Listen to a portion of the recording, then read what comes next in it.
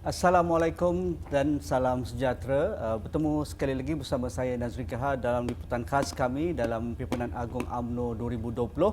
Dan pada malam ini, sesi kali ini saya amat bertuah kami dapat mengambil sedikit masa Timbalan Presiden UMNO Datuk Seri Mohamad Hassan, walaupun beliau begitu sibuk berjumpa dengan perwakilan dan melihat perdebatan yang sedang berlangsung sempena persidangan sayap pada hari ini, dan esok bermulalah Pimpinan Agung UMNO. Tetapi pastinya dalam ucapan sayap, perasmian sayap pada pagi tadi, beberapa perkara penting sudah pun dititipkan oleh Timbalan Presiden.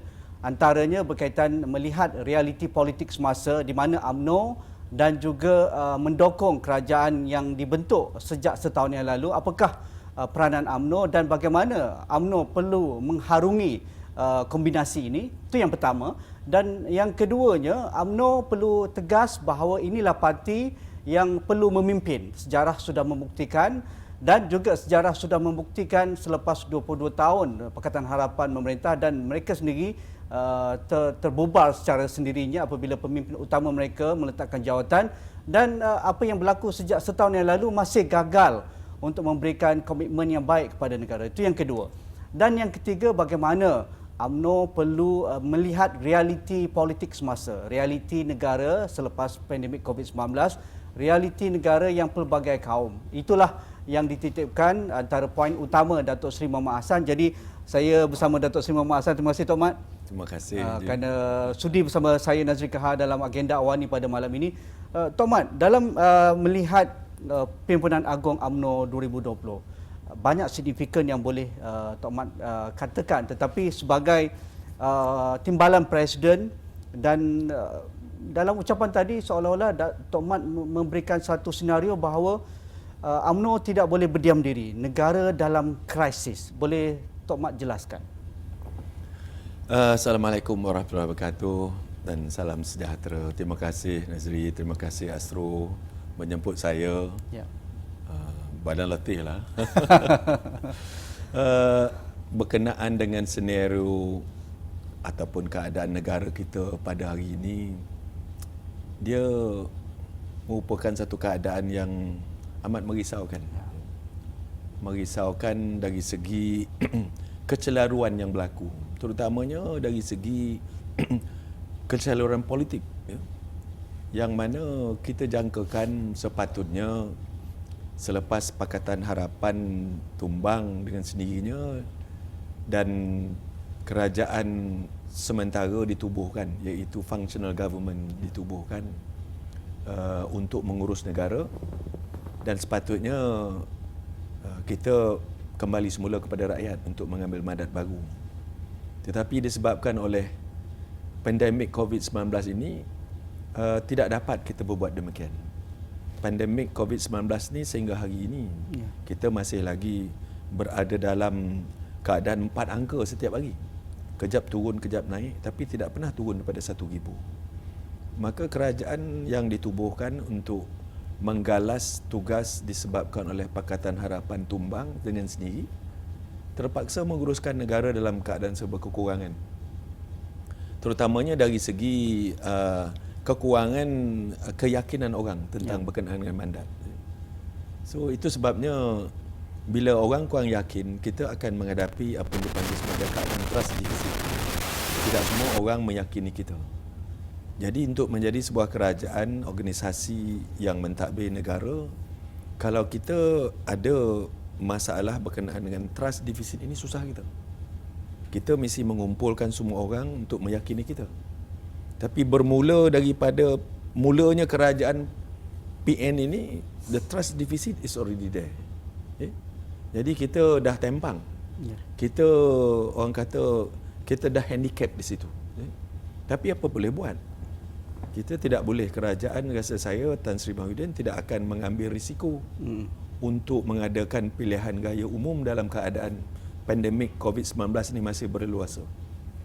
Jadi ini isu dia yang menghantui kerajaan hari ini. Dan ditambah pula dengan keadaan politik yang tidak serba kena. Ya. Semua parti mengalami masalah dalaman. Ya. Masing-masing ada sangat. Ya. PKR mengalami masalah, DAP mengalami masalah. Dan UMNO juga dalam dalaman kita pun kita tak stable dan kita tak settle down sejak pada awal lagi. Kerana UMNO ni dah biasa menjadi parti yang menjadi induk kepada pentadbiran negara, teras kepada pentadbiran negara. UMNO tak pernah terbiasa menjadi sebagai orang memegang tombak aja. Sebab UMNO duduk General. mentadbir. Ya. We are the general. Kita yang we are the one who's calling the shot. Jadi bila dalam keadaan begitu, kita pun tak dapat menyesuaikan diri dengan segera. Tambahan pula ada isu-isu yang lain-lain. So UMNO sebagai parti komponen terbesar dalam kerajaan PN ini, Azri, tak settle.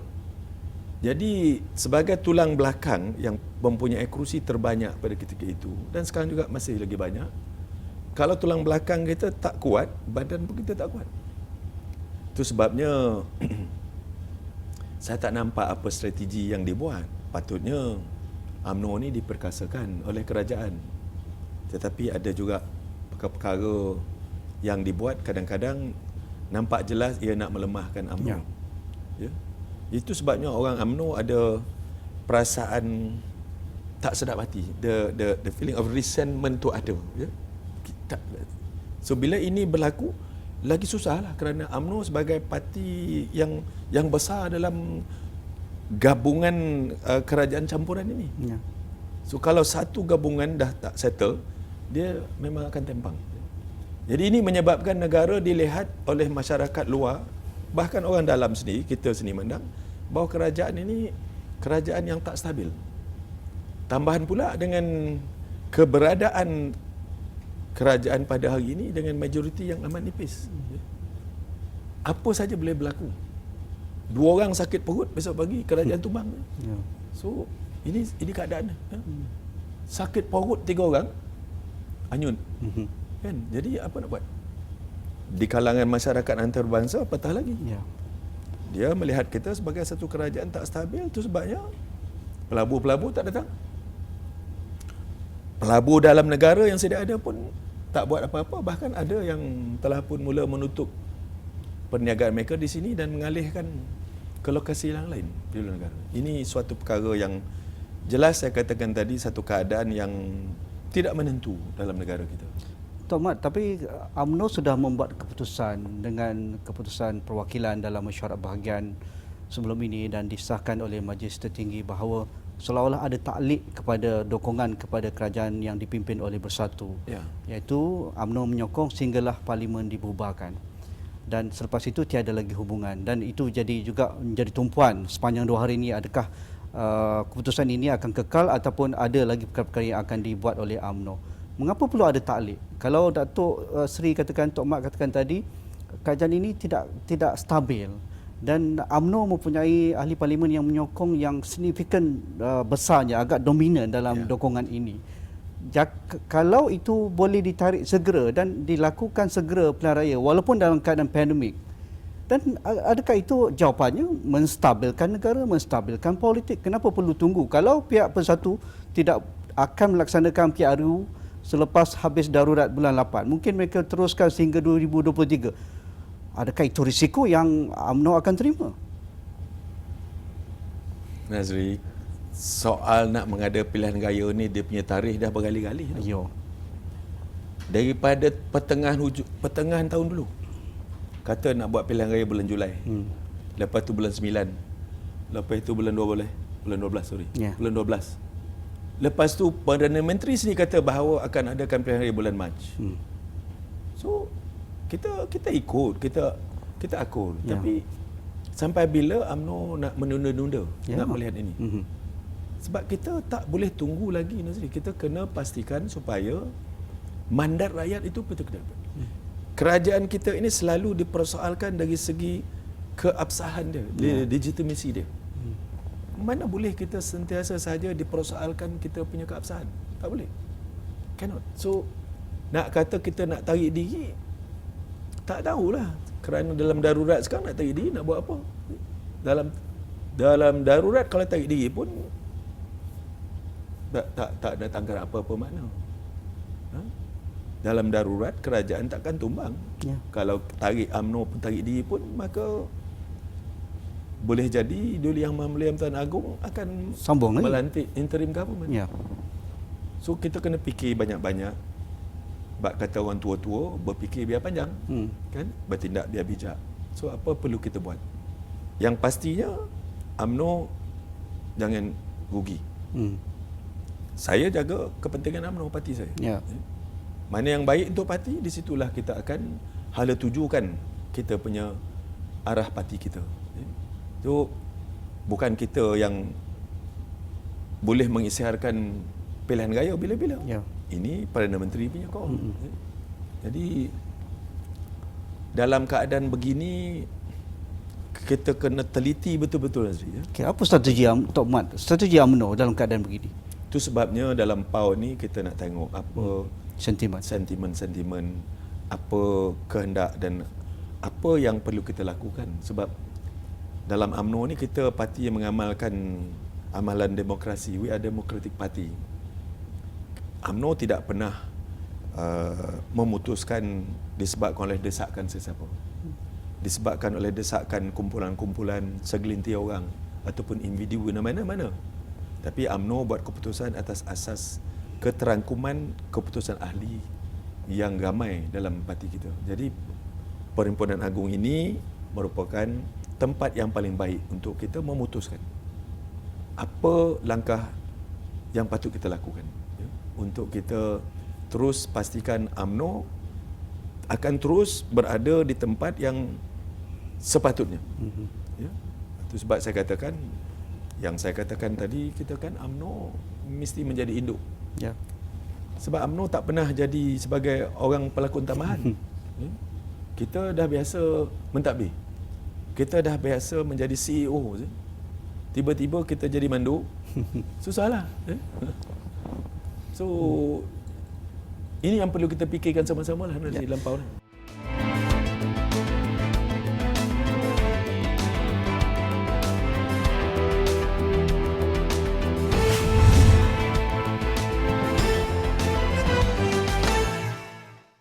Ya, untuk bermuhasabah, melihat realiti semasa, Tok Mat kata agak sukar untuk UMNO settle down, dah hampir masuk 3 tahun ni selepas kalah pada pilihan raya umum ke-14.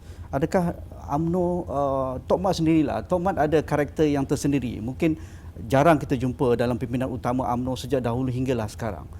Dari aspek dalam ucapan tadi, Tok Mat menganggap UMNO ada krisis menua, aging organisation, tidak dapat melihat realiti semasa, iaitu realiti bahawa masyarakat berubah, dinamik politik negara berubah, dan daya untuk embrace ataupun mengamalkan progresif, inklusif itu sesuatu yang agak tebal untuk UMNO angkat. Jadi cuba Tok Mat terangkan tentang itu. Tok Mat jelaskan dalam ucapan sayap tadi. Saya suka tentang itu. Saya kata UMNO dan BN ni dah menua. Ramai orang tinggalkan kita selepas daripada PRU 14, kan. Ramai orang yang tak lagi yakin dengan kemampuan UMNO kerana mereka ingatkan UMNO ni satu parti yang terlalu konservatif. Tidak pernah mahu berubah dan tidak pernah mahu melihat perubahan di sekitar kita. Ini yang patut kita lakukan. UMNO mesti menjadi sebuah parti yang progresif. UMNO BN, ya. UMNO yang menjadi satu parti yang inklusif. Bukan sentiasa saja orang muda, orang yang ada idea diketepikan nak masuk jadi ahli masih susah. Apa yang saya katakan tahun lepas, UMNO mesti dijadikan sebagai an idea based party. Parti yang mengalu-ngalukan ilmu, parti yang mengalu-ngalukan ilmuwan. Idea yang baru. Jadi ini betul. Kerana itu akan menambah nilai kepada parti. Kita tidak boleh umpama kita belajar tahun 70-an, kita menggunakan ilmu yang sama. Sebab masa itu boleh jadi baik.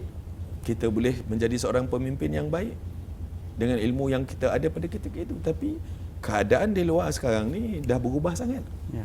Ya? Dan kita perlu berubah. Kalau tidak nanti, kita akan menjadi satu parti yang tidak relevan. Itu sebab yang saya katakan tadi, UMNO mesti menjadi sebuah parti yang progresif, parti yang mampu berevolusi. Semua dalam dunia ini berevolusi. dia tak boleh statik. Kalau kita statik duduk tempat yang lama dan pemikiran lama, lama-lama kita akan ketinggalan zaman dan orang dah tak peduli dengan kita. Tapi kalau kita mampu berevolusi bersama dengan perubahan sekitar kita, maka ini akan menjadi sebagai orang lihat kita masih lagi relevan. Orang kata sekarang dulu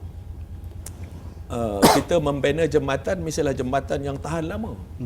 Tetapi kita sekarang mesti jambatan yang boleh mengira jika adaptability kepada banjir, gempa bumi dan macam-macam. Ribut topan.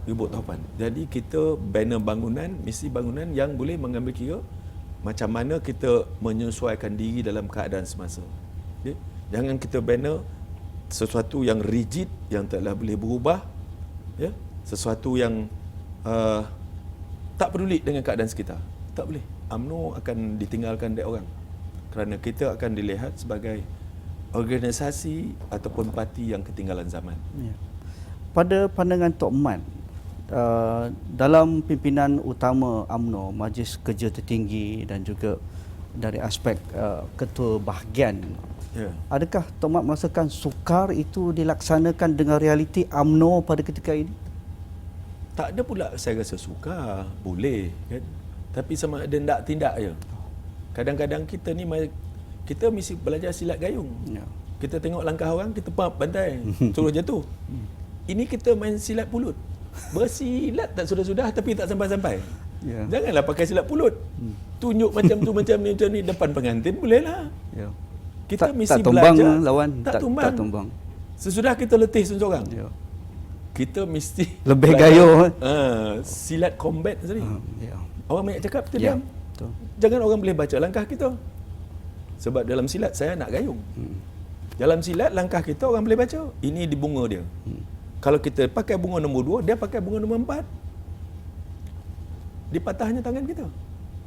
Jadi jangan kita melangkah dulu bagi orang tengok langkah. Tapi bila kita melangkah, sekali kita melangkah, orang tua kata bila menikam tembus. Memancung putih, menggantung tinggi. Kan? Jangan tikam orang tak mati nanti. Dia kau jalan kita balik. Payah kita kan. So ini dia yang saya katakan. Tak ada susahnya nak berubah lah UMNO ni. Tapi kadang-kadang ni kita terlampau banyak Mak Enang punya lagu lah. Lengang-lenggok. Lama letih seorang pun duduk. So tak boleh macam tu. Make up our mind. Kita nak buat ke mana? Kita nak jadi macam mana? Parti mesti berevolusi. Tetapi berevolusi sebagaimana? Mesti ada syarat. Saya katakan tadi, berevolusi betul, tapi kita tak boleh apa sampah pun masuk kita terima. Ataupun kita terpaksa bergantung menjadi belas kasihan orang, tak boleh. UMNO bukan organisasi yang bergantung kepada balas ihsan orang lagi. UMNO dah mentadbir negara 62 tahun. Jangan menjadi sebagai mengharapkan belas ihsan, belas kasihan orang. UMNO mesti mengasihi orang. UMNO yang akan mengasihi dan membelas kasihan orang. Itu patut kita lakukan. Itu sebabnya saya umpamakan, bila gajah masuk hutan, kita mesti berperangai sebagai gajah.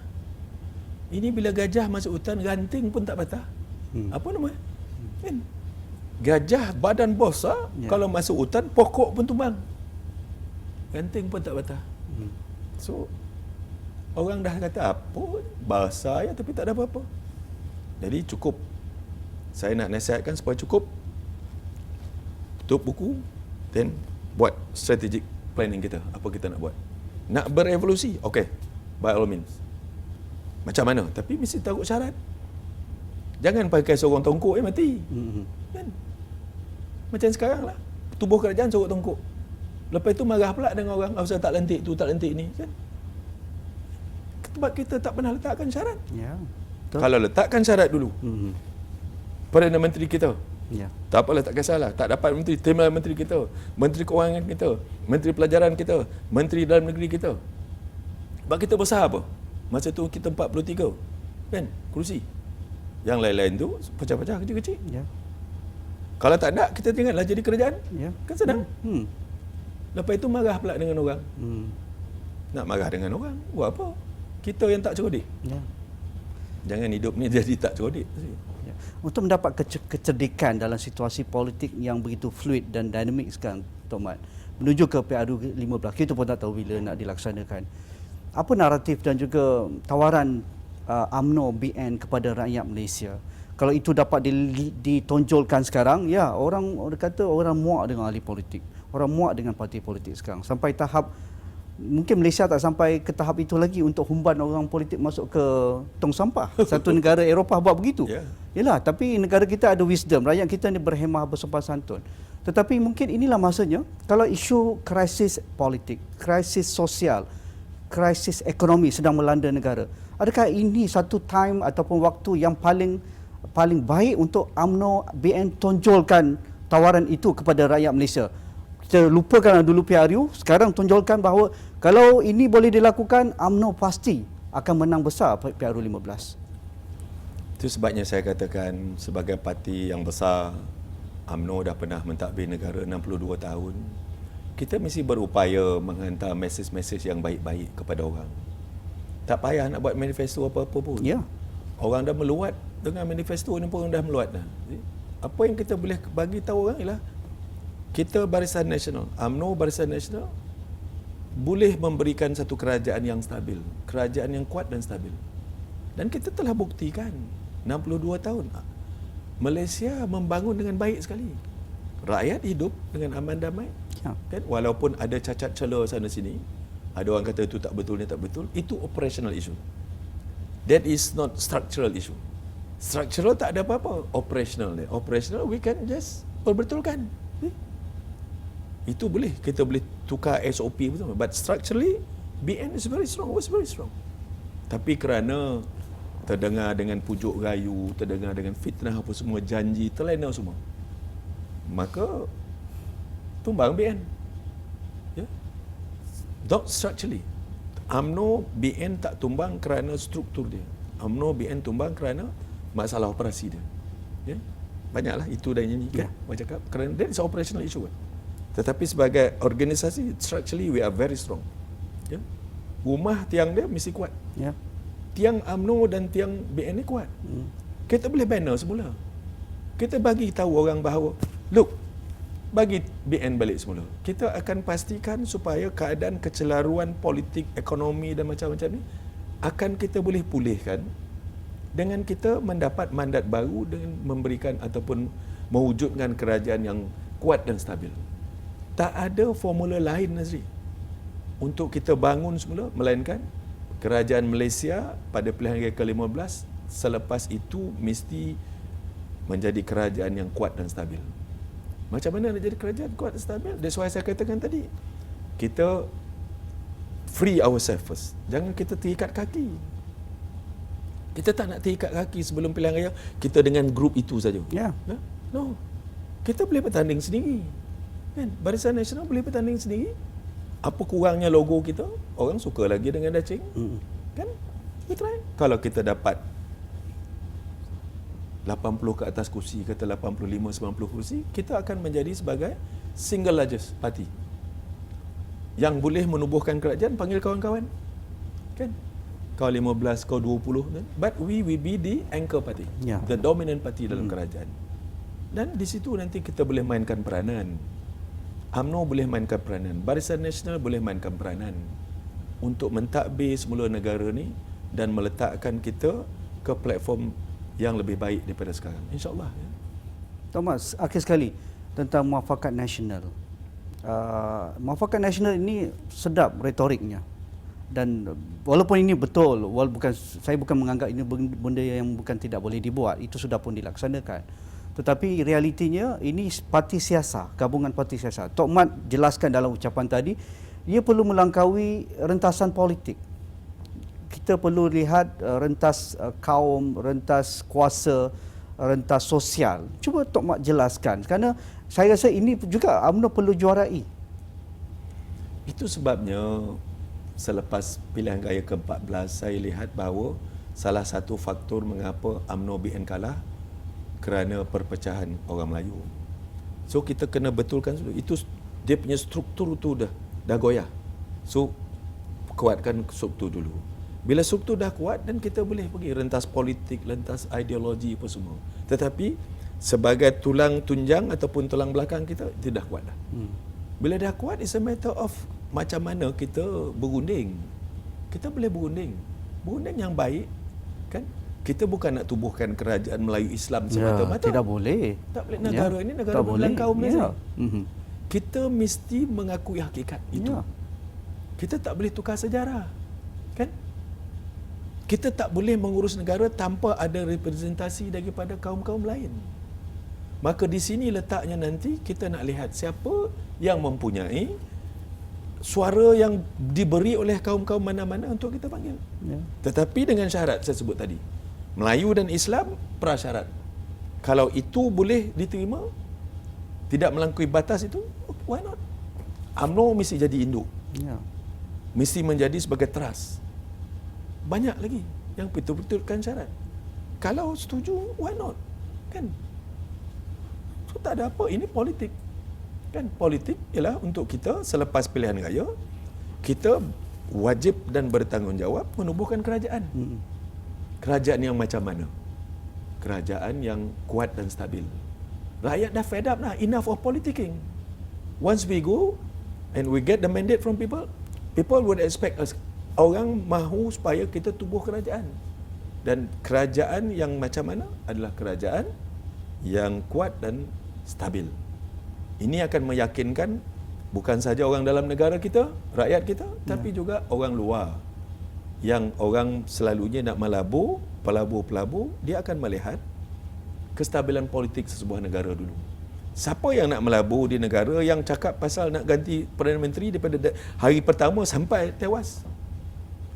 Pakatan Harapan bercakap pasal nak tukar Perdana Menteri daripada sebelum pilihan raya sampai dia tumbang. Tak habis-habis. Sampai sekarang. Siapa nak melabur? Siapa nak datang ke negara yang macam ni? Kita kata pelabur tak datang kerana COVID. Indonesia COVID lagi banyak lah. Yalah. Tapi dia terima pelaburan berbilion-bilion, berpuluh bilion. Kerana apa? Kerana kestabilan politik di Indonesia. Apakah kita nak duduk macam ni? Ya? Sekarang ni kita dah terkenal ke belakang dah. Vietnam dah depan kita. Saya takut nanti Cambodia pula di depan kita. Kan? So ini yang perlu kita tangani. This is what we should be addressed to. Okey. Jangan kita pening-pening kepala. Terima kasih Datuk Seri Muhammad Hassan, Tok Mat, Timbalan Presiden UMNO. Itu saja ulasan Tok Mat dalam Pimpinan Agung UMNO pada hari ini. Tetapi pastinya sepanjang 2 hari ini banyak perkara lagi yang akan diungkapkan oleh pimpinan utama UMNO dalam Pimpinan Agung yang akan bermula esok pagi. Sekian saja, kita jumpa lagi. Terima kasih.